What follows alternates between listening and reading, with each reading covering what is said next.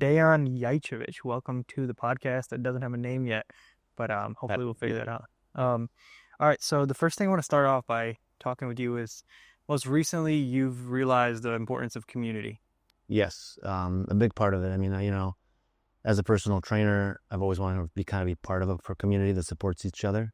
And eventually my career kind of has evolved into a company now, which is Centerstage Aesthetics. And that's created a bodybuilding community here in the region. And that kind of support that it gives to people and the community it's created here is just unmatched to any type of solo journey anyone gets to do. Yeah, you mentioned Centerstage Aesthetics.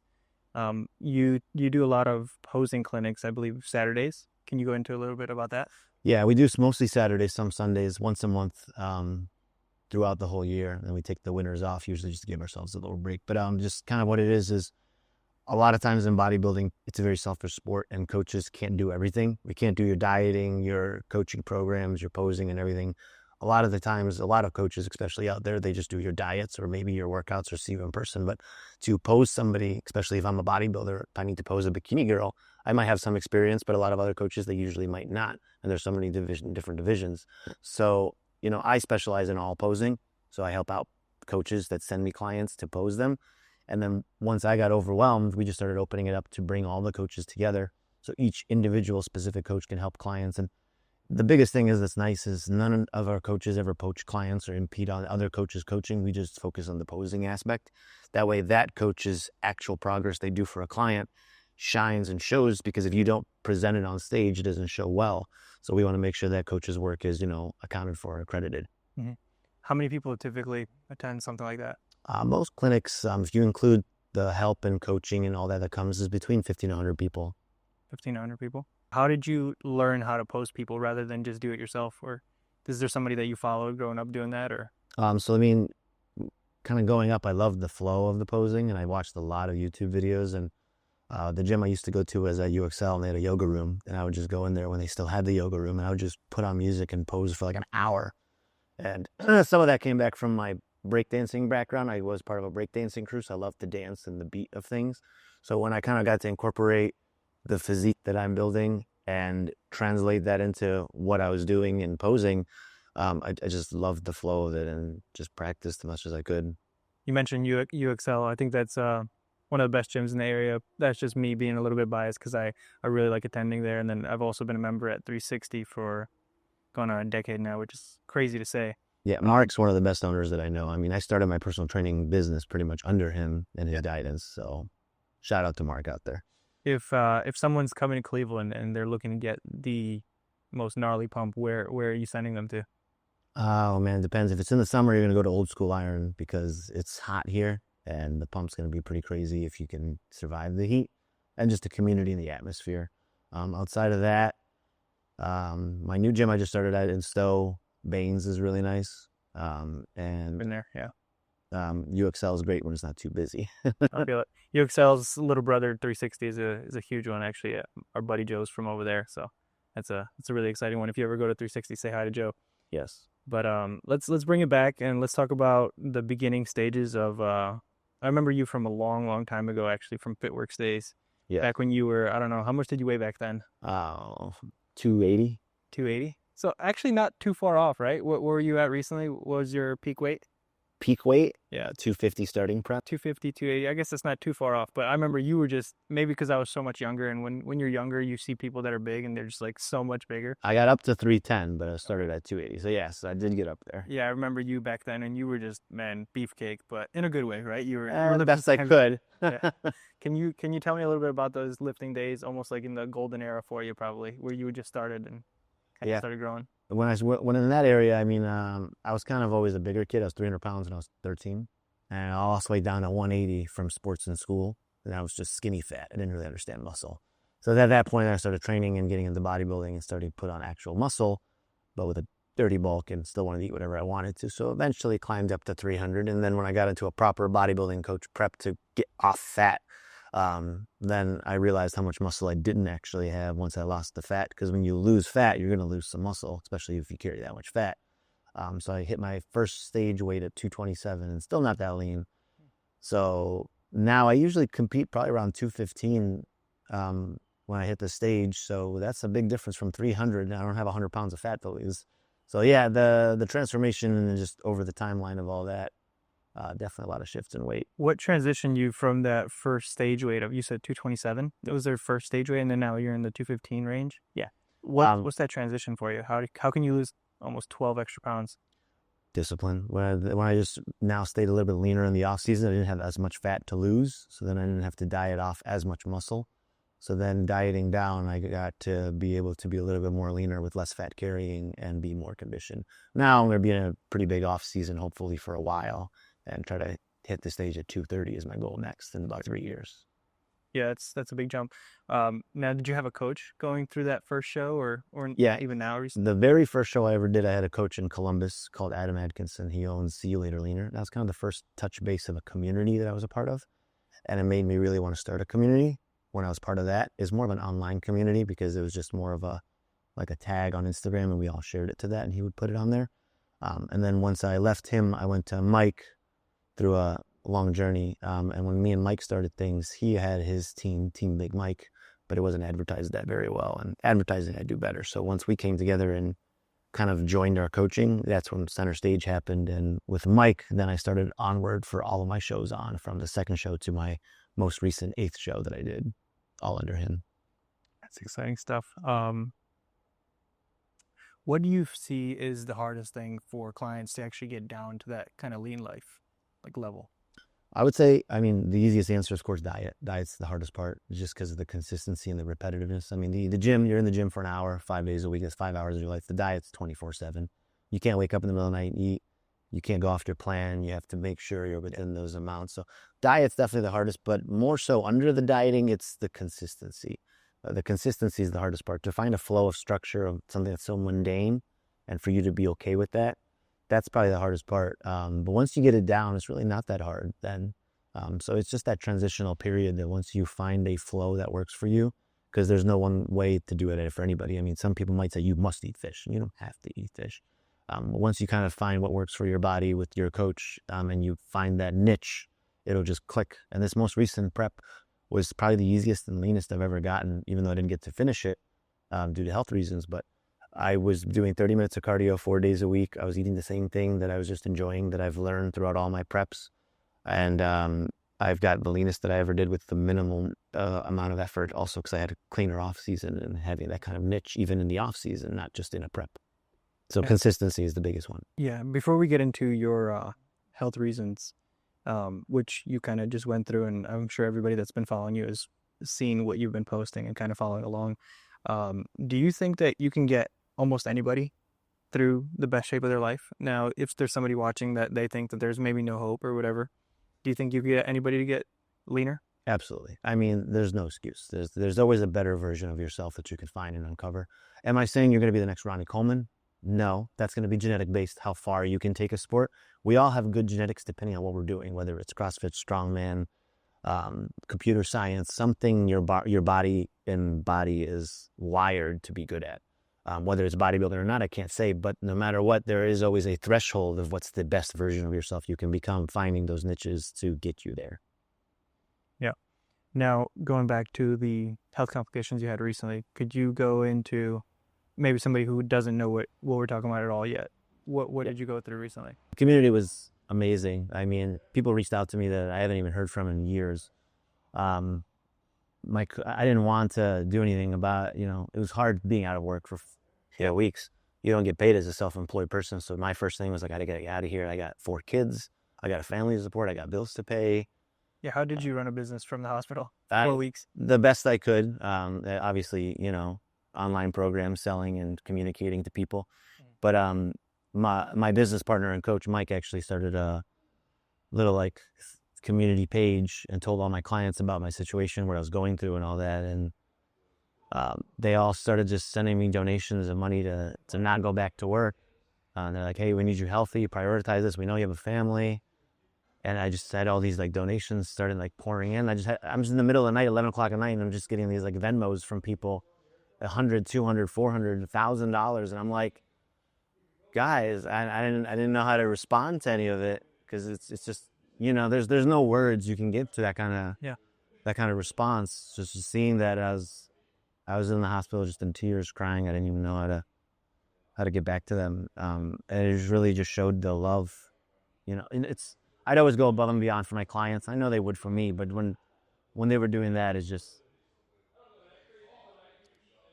was a big moment. It was a lot to take in, and it gave me the time that I needed to when I got out of the hospital to take the time I needed to recover and be back to my first day of work today, and much healthier and still with a colon, thank God.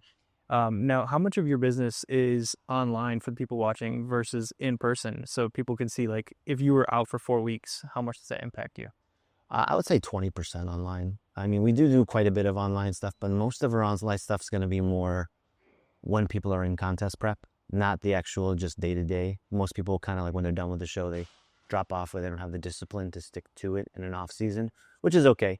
So most of my business is in person here, training people that I see on the day-to-day business. So it was a pretty big chunk once you're not in there to do your work. Would you prefer it being in person mostly? Are you more of a people person? Definitely. I mean, I have some clients that are in like North Korea, California that I don't see or ever met. And there's just not that personal connection that I have, like the community from the people. Like, you're not going to send $100 to a guy you just pay to make your plan. And honestly, AI is a big part of taking over that kind of business for people who just need someone to script you out something to follow. So when you have that personal connection with a person that you get to really heartfeltly become a therapist for as well, it's a whole different level of what kind of you do for each other. And you understand what variables you have that I can help mitigate for too. Maybe there's somebody watching who maybe can't afford coaching at the current moment. Maybe some 16-year-old who doesn't have a job but wants to get a decent program. Can they leverage AI to do that? And how would you recommend them? They can. I mean, the big part of it is scripting, knowing what to ask.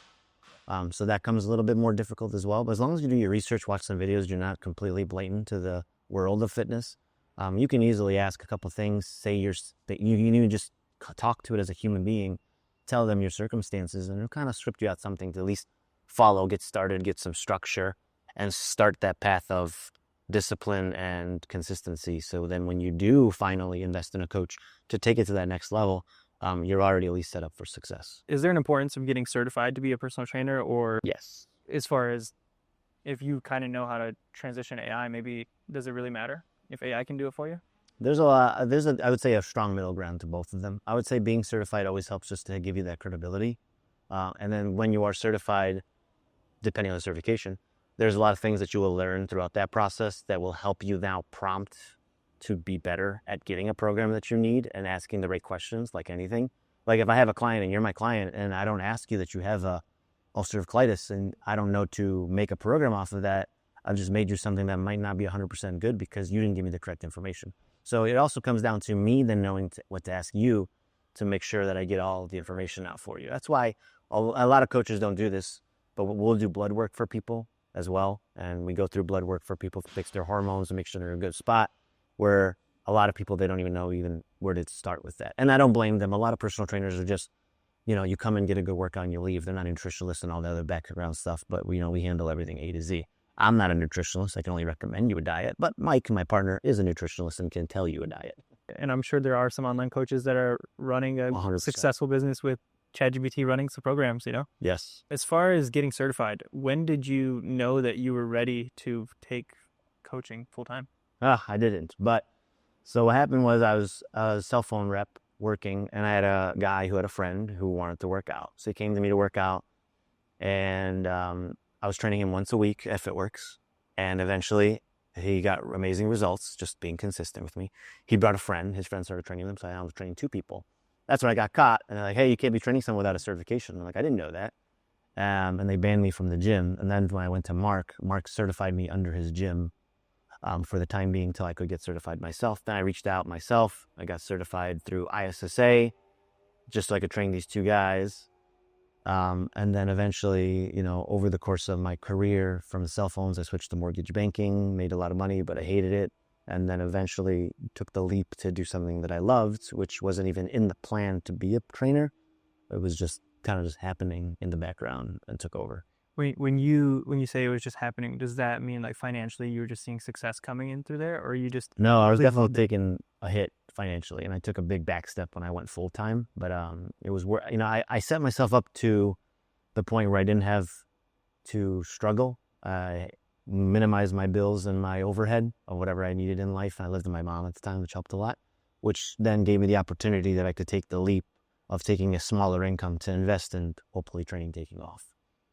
But I would say the first 2-3 years as a trainer, I only made maybe $25,000-$30,000, which isn't awful, but coming from being a mortgage banker in the six figures, it was a tank. Well, thank goodness we live in good old Cleveland, Ohio, and cost of living is nice and cheap, especially if you live with your parents or up here, which makes it nice and easy. Yeah, so I just had a car payment. It was pretty much my only expense. Speaking of car payment, that Tesla out there, I keep changing colors on me. Yeah, it's a chameleon. I mean, luckily that Tesla saves me more money than I spend sometimes how much I drive. Is there another transition coming for it anytime soon? Any sneak peeks? With kids, probably not. Probably not. Not with 4 now. You just had a baby girl? Yes. What, a year ago? Yes, turns a year in 2 weeks. A year and 2 weeks. What's that transition been for, I guess, becoming a dad for the first time?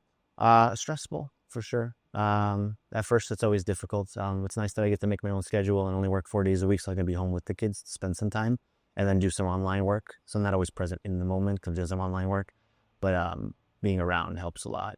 But it's been amazing. It's definitely changed my perspective in everything that I do and my goals in life, and makes you much more frugal because you want to save for them and not spend money just when you want to spend money. Any tips for maybe some parents that maybe say they don't have time to come and get a lift in? Yeah, there's always time. I mean, people say I'm being selfish, taking away time from my kids, that I don't have time to fitness. But the biggest thing is if you don't take care of yourself, eventually you're crashing and you're not taking care of your kids. So take the time to invest in yourself, because now if you can give yourself 2 hours of a quality parent that you are happy and in a good position, it's better than giving them 6 hours of a parent that's drained and frustrated over kids running around. So I definitely encourage, a session with me is half an hour. If you can drive to the gym 15 minutes, train for half an hour, it's an hour of your day, 4 days a week, and you'll be better for it to give your kids 10 times more because of it. Yeah, take us through a regular day in your life, maybe a Monday. Maybe not today because it's your first day back to work. I think you're doing a half day, you were telling me? Yeah, so half days this week. But a normal Monday for me is I'd wake up at 6 a.m., make my eggs, my breakfasts, get the kids ready, take the 2 oldest boys, drop the one off at school, the other one I'll drop off at grandma's. Grandma will take that one to school. I'll drive to old school, get here by 8 a.m. I'll work till about noonish, then I'll do my own workout at 1 after I eat and such, and I'll work out till about 3 between workouts and just talking and decompressing. Then I'll pick back up 3 to 6:30, get off at 6:30-ish, drive home, get home by 7:30. It's an hour drive. Once I get home, I see the kids for a little bit, hang out, put them to bed by 8:30, 9 o'clock, take a shower, lay down with my wife till about 10-ish, fall asleep by 11, do it again. It's a long day. A really long day. It's a time management day. Yeah, also a super long drive. What do you do on the drives? Is there somebody that you listen to, maybe a podcast, or do you talk to clients on the way? So luckily, thanks to the Tesla, it self-drives, and I just do programs for clients. So I try to be as proactive on those 2 hours of driving a day as I can. To wrap it up here, is there something that maybe you live by going into maybe a fitness quote or somebody that you follow that you like what they do? Is there anything you want to leave us with? Yeah, and there's a lot. I would say the quote that has stuck to me the most in this last month, especially with the battle I had to do, is God gives his toughest battles to his strongest warriors. That really stuck to me a lot. The harder things got for me in the hospital, I had to tell myself that I had to be strong and be positive for other people going through this, to show them it's a mindset. If you have a good mindset, no matter what, tomorrow's going to be better. And if it's not, then it can only be better the next day. And you have to just keep fighting through it. And the only thing I can control in that hospital bed is how I perceive my future is going to be. And that's going to be better. The gym and life typically relate a lot to each other, just because, you might not be having the best day, but you can always come back to the gym and have a good, session or whatever. And you can always fall back on something like that. Just because you woke up with Starbucks and you spill it on your lap doesn't mean the rest of the day is ruined. It's just a small setback and you can get better. All right. Well, I appreciate you for taking the time, and hopefully we can do this again. Yes, definitely. Well, thanks guys for tuning in if you are watching.